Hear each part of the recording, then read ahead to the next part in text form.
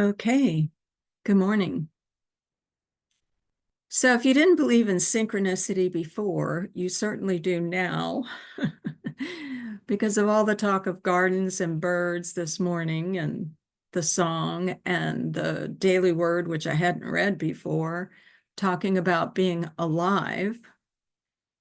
And, that spark of the divine, we see it in the garden, we see it in nature.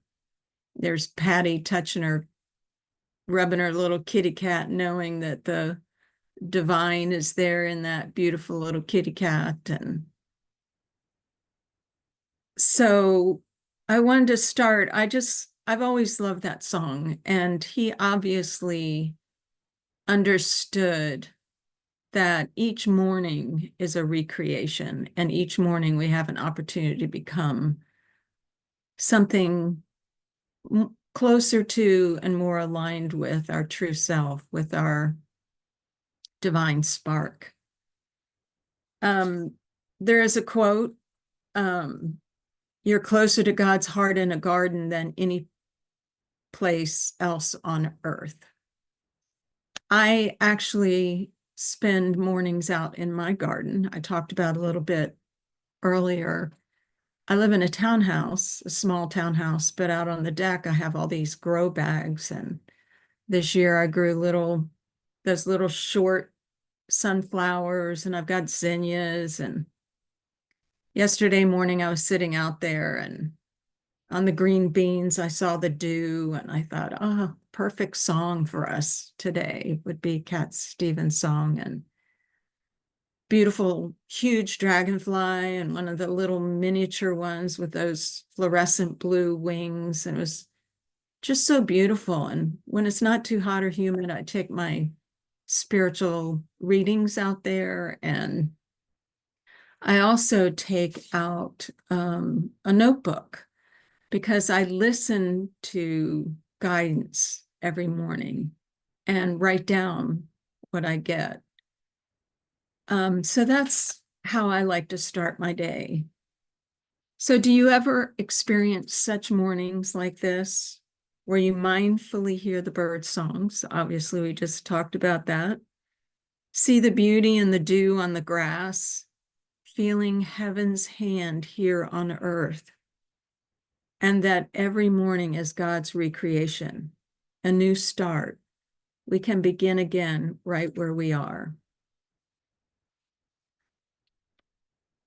So he reminds us that everything springs out of the word, which is the expression of God. And so in the garden is one place to see that, the bright yellow cucumber, flowers, the dew, the animals. I've seen 3 different kinds of lizards out there. In fact, one got in my house one morning. I had to get it out. I was on the phone, and here he comes scampering. I went, oh my gosh, how do you get in here?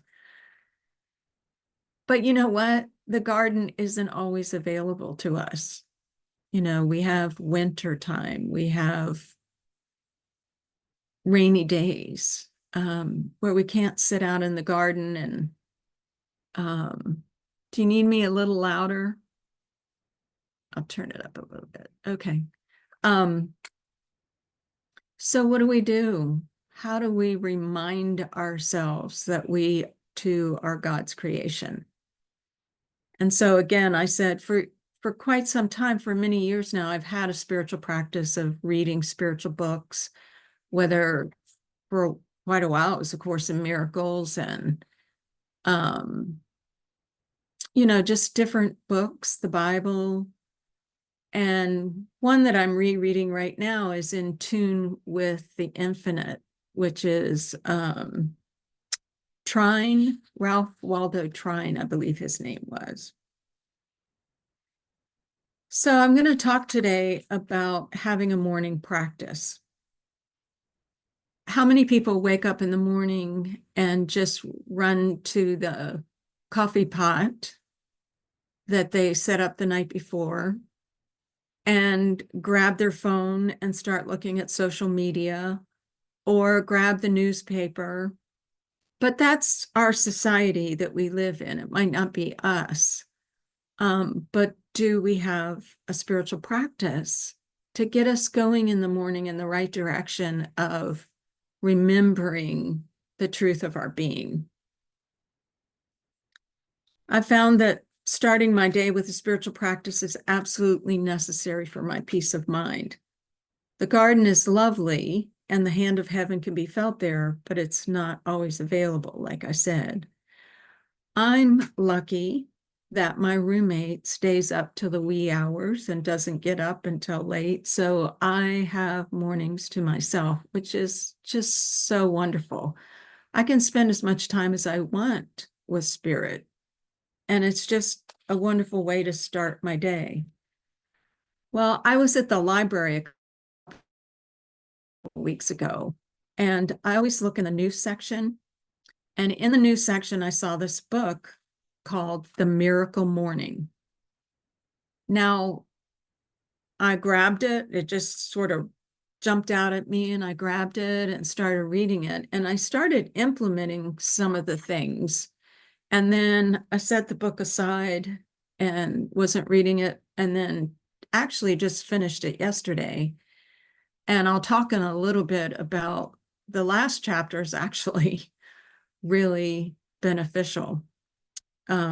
It's not about the morning practice, it's about a life practice.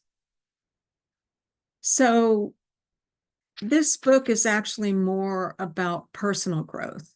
It's more about the Tony Robbins, the successful kind of thing. But we can use it for our spiritual intentions. So he has an acronym called SAVERS, SAVERS. And he calls his system Life Savers. Now, the S stands for silence, the A for affirmations, the V for visualization, E for exercise, R for reading, and S for scribing, which is journaling for most of us. His belief is that each of us elevates our own consciousness through practicing the miracle morning, that we are collectively elevating the consciousness of humanity one morning and one person at a time. The morning practice sets the tone for the day. It's a way to feel the hand of heaven in our life and move toward a deeper connection with the divine. At least that's how I'm using it. We find ourselves happier throughout the day and better able to cope with whatever comes our way.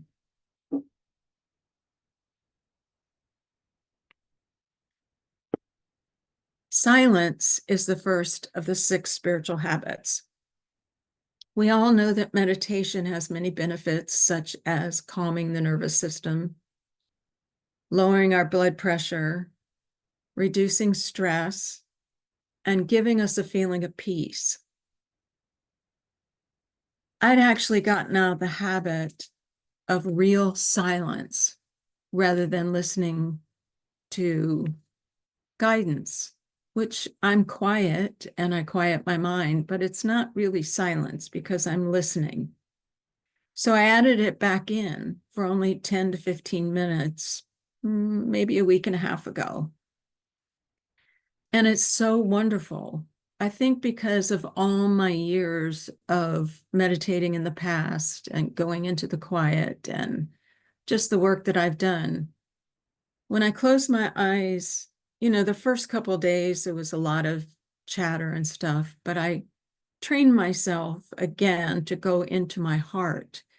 And in my heart, right away, I just feel this overflowing joy.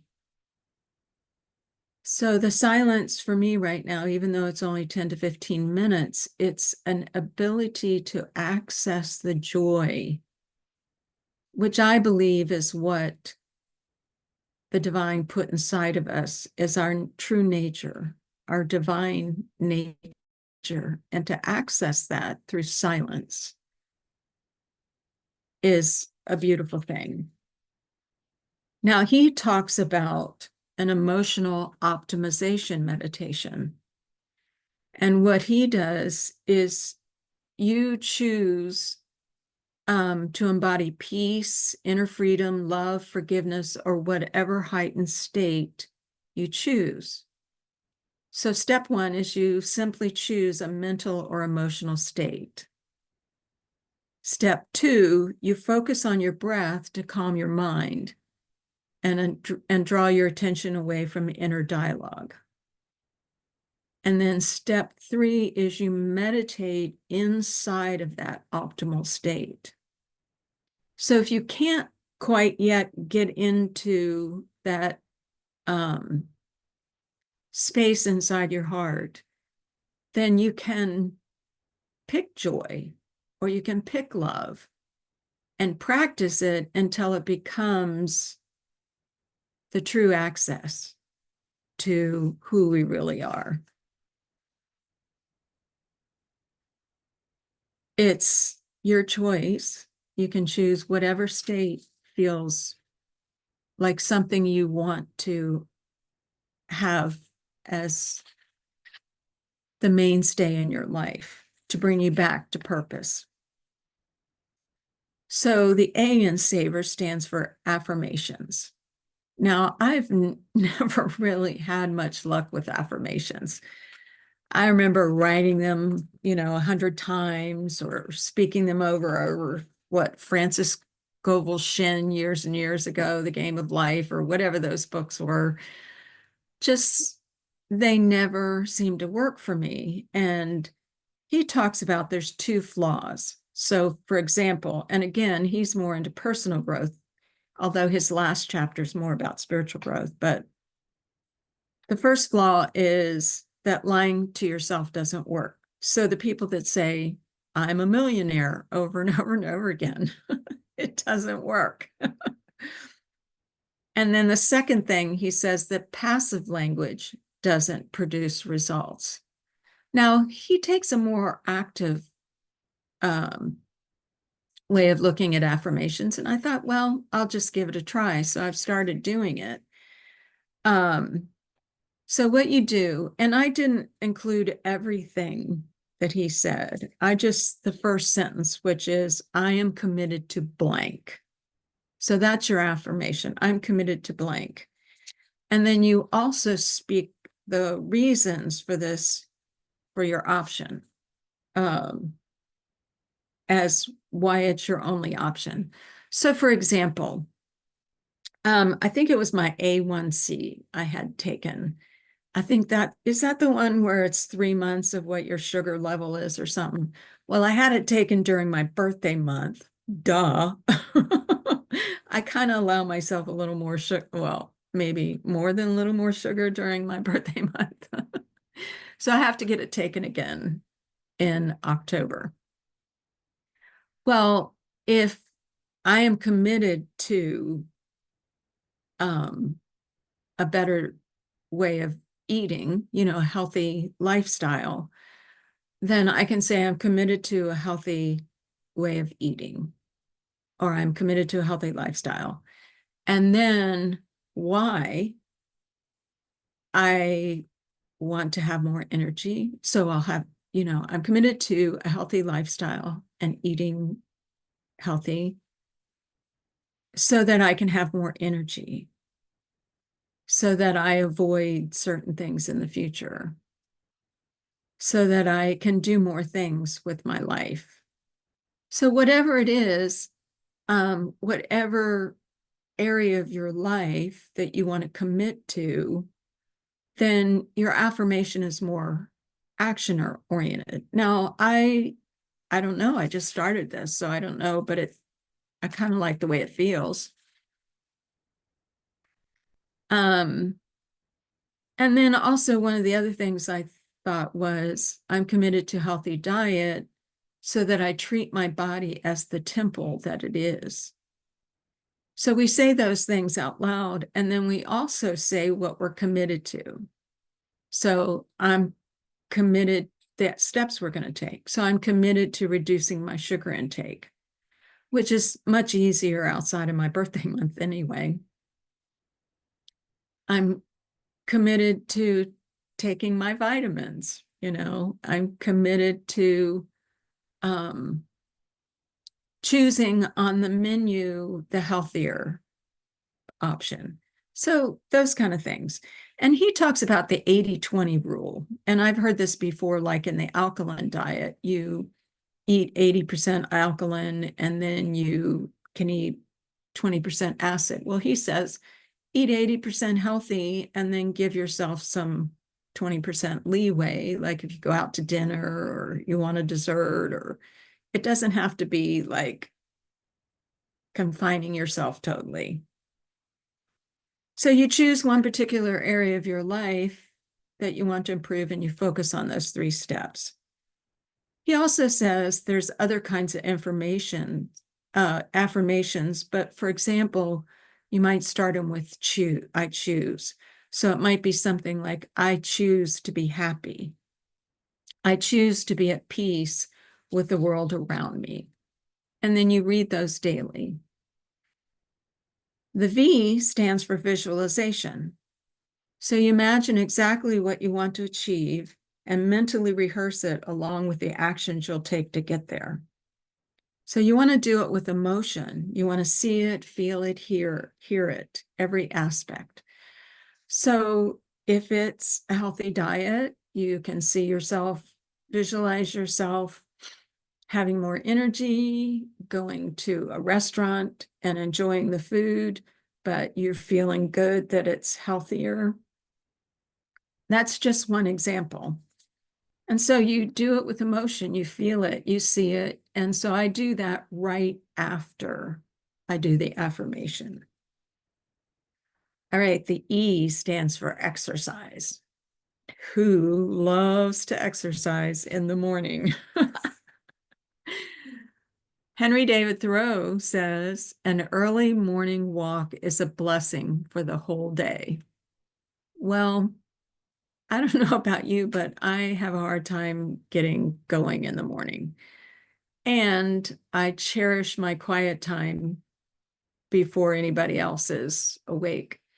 And so my morning time is more quiet and with spirit.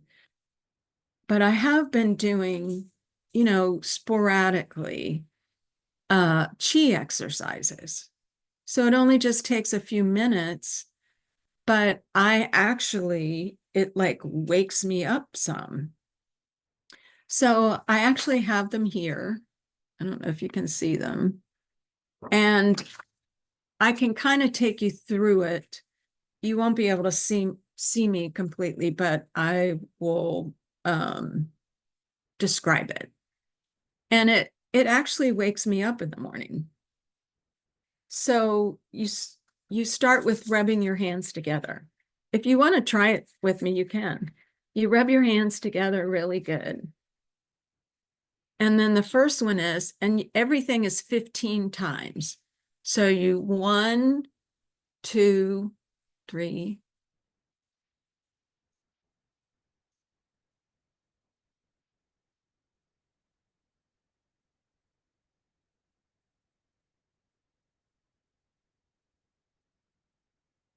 Now I messed my hair all up.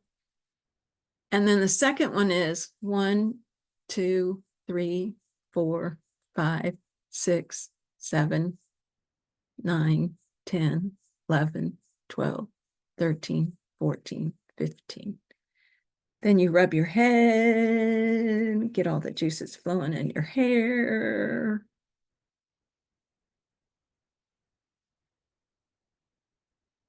Then you go like this. 1, 2, 3, 4, 5, 6, 7, 8.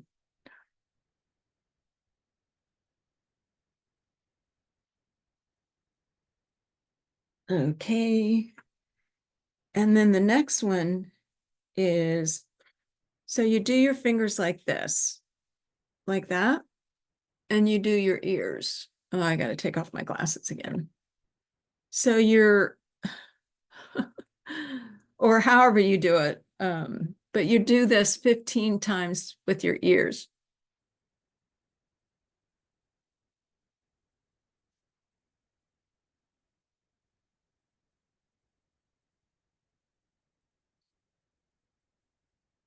Then you do your eyes.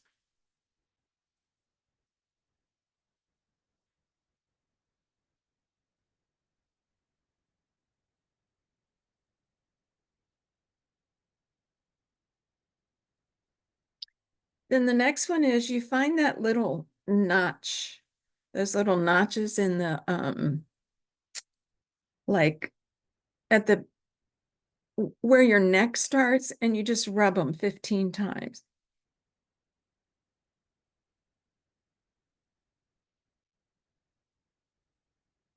The next one, you start at that notch and then you rub down like this 15 times.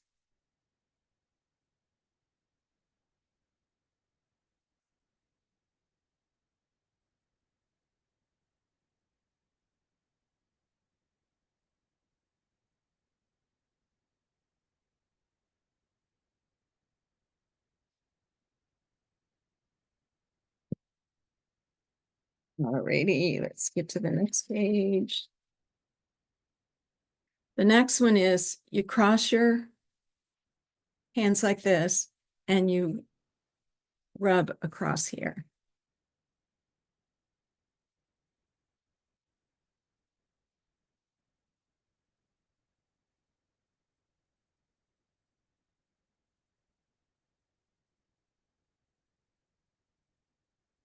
Now, the next one I can't show you, but you imagine you've got your hands in fists, and over your kidneys, you're going to do circular motions for 15 times.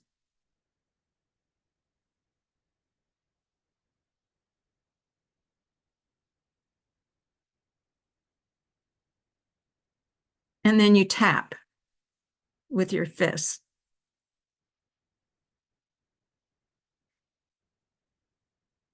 The next one is on your belly. So what you're going to do is like this on your belly 15 times. So each one of these is one time.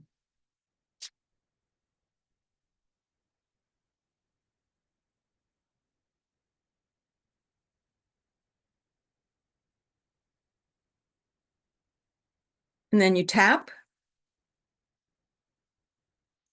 Then the arms down the inside, up the back.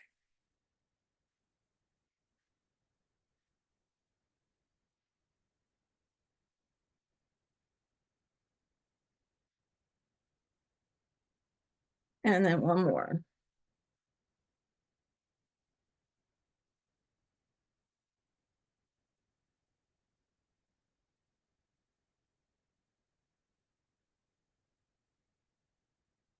The last one I'm not going to just demonstrate, but you start at the top of your legs, you go all the way down, you bring your hands around and then come up the inside. So you do that 15 times standing. Anybody feel more energized? So if anybody wants a copy of this, I can mail it to you. So just email me at clearpathoftheheart@aol.com, or I can ask Neil if he will send it out in an email. So I'll have to somehow scan it. So I don't know if my scanner's working because my printer's not. So anyway, it doesn't have to be an hour walk in the morning. It doesn't have to, I mean, you could just go out and walk around the parking lot. It's whatever feels right to you. I tend to do my walking at night in the summertime. You know, I just like an evening walk. That's me. But this is exercise. Doesn't take that long. It gets the chi going. It gets you, feeling better. He also mentions, in case you're interested, a yoga teacher called Dashama, Dashama. I looked her up. She on YouTube, and she wrote a little blurb in his book, and she has a video called Miracle Morning Yoga Practice, which is the salutation. And she takes it through you more than once, takes you through it more than once, and it only takes 11 minutes. So some people like to start with yoga, and that may be a way. I don't know how flexible I am these days, but one day I'm going to try it. The R stands for reading. So I already talked about that a little bit, how for years I read the Course in Miracles, and I read Paul Selig's books every day. And then sometimes I add in things like In Tune with the Infinite, which is really just a wonderful way to start the day. So it's whatever feels right to you. And again, the intention is for us to be closer to the divine, to start our day, our morning that way, and to feel connected to that. And so the last letter S is scribing. And the author calls this a form of therapy that doesn't cost a dime. So a couple of years ago, I went through periods of life, where I would journal or not journal. And a couple of years ago, I started a health challenge with a friend of mine. And then she and I she moved to Boston and decided not to do it anymore. So I have another friend every Monday morning. We have a chart that we keep track of, and one of the is it 5 or 6 things? It's different than this, but one of the things is journaling every day. So I started getting the habit again a couple of years ago of journaling, in addition to the writing of any guidance I get that day. But I tend to do my journaling at night. I like to journal about the day. My friend that I speak with every Monday, she has 2 journals. She has her daily journal, and she has another daily journal, her gratitude journal.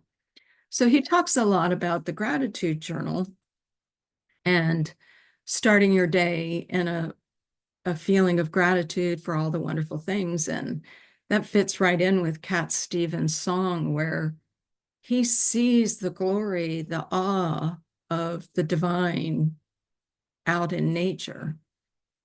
And we can see it in our relationships. We can see it in all kinds of things. I mean, even the food we eat, sometimes you can just get the perfect strawberry, So taking time to write a journal, it can either be therapeutic, or it can be gratitude journal, or it could be both.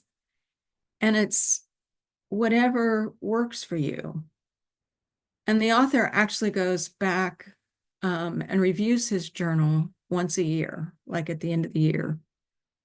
He reviews the lessons he learned, the experiences he had, the people he met, and a sense of gratitude throughout the year.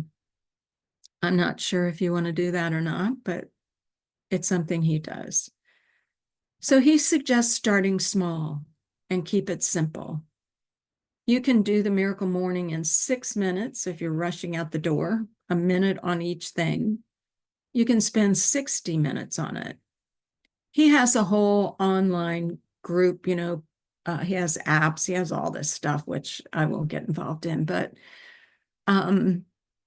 he says most people are doing it for 30 to 60 minutes a day, but it's so flexible. And we can start with one thing and go from there.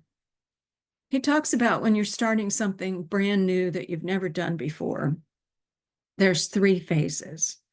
So days 1 through 10, he calls unbearable. So it's like, got to get up 15 minutes earlier, forget it. whatever. So it takes that part of us that resists comes out sometimes strongly in that first 10 days. And we have that resistance. We want to quit. Don't want to do it. But I would imagine that most of us have some kind of spiritual practice during some part of the day, and we can just add in what feels right to us out of this. He says days 11 through 20 are uncomfortable, calls that the uncomfortable phase. Yet it's a bit easier, but we still have to be vigilant because we can still be like, I don't want to do this, you know? So that's why he says if you only have 6 minutes, you're going out the door, at least do it for the 6 minutes. And then he talks about days 21 through 30, and he says, you know, we know it only takes 21 days to create a new habit, but he says this is so valuable to sustain this practice is to commit from the very beginning to 30 days. Because he wants us to understand that the resistance is normal and it will lessen over time.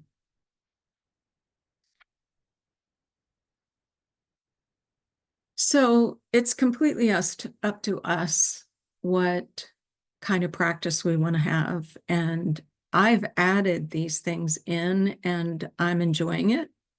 I don't know what the results will be because I just finished the book yesterday, but I had already added these practices in because they're in the earlier parts of the book. But the end of the book, I think, is one of my favorite parts. And that is the miracle life. Now, the last time I spoke here, I was a little gruntled, right? About certain things happening in the world. And I told Spirit, I said, look, I need help. I don't want to be like this. I don't want to get upset about what's going on in the world. And so Spirit's been bringing me different things, and this chapter is one of them. And I'm so grateful. So he talks about a new paradigm that no matter what happens, I feel however I choose to feel. And that's a big one for me. I have an automatic reaction to certain things, and particularly drivers, particularly somebody who cuts me off in traffic, but also some of the craziness in the world. But just reading this book and having asked for help with Spirit, you know, the last time I spoke, I was upset about Easter and that they had called it another kind of day. Well, I have to laugh because yesterday I heard about the intro to the Olympics, and some people were really upset at this portrayal of the Last Supper. And I was like, okay, whatever. I've decided that it's a reality show. And I don't really like reality shows that much. I don't get caught up in them because who knows what's being played out, and who knows what God's plan is. Like, we don't know. So I think we just lost Terry. Anyway, so I have to laugh because I didn't get upset at all yesterday when I heard it. I just kind of laughed because even before I read this chapter, I had decided, okay, I need to decide that this is the Matrix maybe, or a reality show, or something that I don't get caught up in. So I'm still working on it. Driving, not quite there. But anyway, we're always choosing between inner turmoil and inner freedom. And inner freedom is our birthright. We must transcend inner turmoil, the overarching cause of inner turmoil is allowing outside forces to determine our mental and emotional well-being. And I already talked to you about my talk last time where I was discombobulated. But anyway, our resistance to reality causes our emotional pain, not the thing we're upset about. And the degree to which we resist reality and wish things to be different that are out of our control determines the degree of emotional pain we create for ourselves. Now, this reminds me of something. I took a course called the Wisdom Course years ago, and there were 5 or 6 things. And one of them, like, that were the precepts of this course. And one of them was, this is the way the world looks when it's working. And it took me, that messed with my mind. It's like a koan or something, and it just messed with my mind and messed with my mind. And finally, I was like, okay, everything that comes into our life is an opportunity to grow, right? Like, our soul is always bringing us things to wake us up, to get us closer to the divine, to help us release all this stuff. So why am I getting upset with this? And I'm not going to say that I'm going to be perfect by any means, but at least I'm looking at it, wanting it so desperately, and seeing results to a certain degree already. So we're born with an inherent freedom to choose how to experience each moment. We've been so conditioned, remember the Roadrunner? I mean, just our cartoons growing up, right? With all this beat 'em up, bang 'em up, like try to outdo the other person, hurt them, and we're so conditioned. The shows we watched, everything. And so, the affirmations help to reprogram us. This time together, if you choose to do the meditation where you choose an emotional state, that will help in this part of it, in the miracle life. Anyway, Michael Singer, who wrote The Untethered Soul, writes, only you can take inner freedom away from yourself or give it to yourself. Nobody else can. It doesn't matter what others do unless you decide it matters to you. So inner freedom is a fundamental state of consciousness that is based on being completely at peace with all aspects of life, so that nothing external has the power to determine your mental or emotional states. When that is the case, you get to choose how you experience any given moment you believe you are alive. He says happiness is a choice. It is. Every day is a recreation, right? We get to choose anew. So he has the ABCs of the miracle life. So this time, he talks about exploring how to use 3 simple steps to the aspects of life that are out of your control, allowing yourself to be at peace with what you can't change, be the most grateful you have ever been, and give yourself permission to be happy and enjoy your life. So A stands for accept life exactly as it is. Our rejection of reality doesn't change anything. It just causes us to suffer and prevents us from being able to respond constructively to the issue at hand. Once we understand that the cause of our emotional pain is our resistance to reality, we can see that the solution is learning how to accept life exactly as it is and allow ourselves to be at peace with the reality. And seeing it as a reality show actually helps.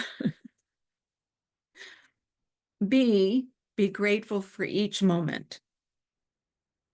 Gratitude is a universal lens through which we can interpret and experience quite literally any moment of our lives, including the most difficult, unpleasant, and painful ones. It can be even more beneficial to learn how to be genuinely grateful when faced with adversity. Consider that every adversity provides us with the opportunity to learn, grow, and become better versions of who we are than who we were when we first encountered that difficulty. It is often the most difficult or painful times in our life that gift us with our greatest opportunities to evolve. So I know we've all been through struggles, horrible, horrible experiences in life. And yet we can look back and see that we've grown from them. Sometimes we need years of distance to get there. But somehow we've grown, or it's brought us closer to God, to the divine, or helped us see the strength that we had no idea we had.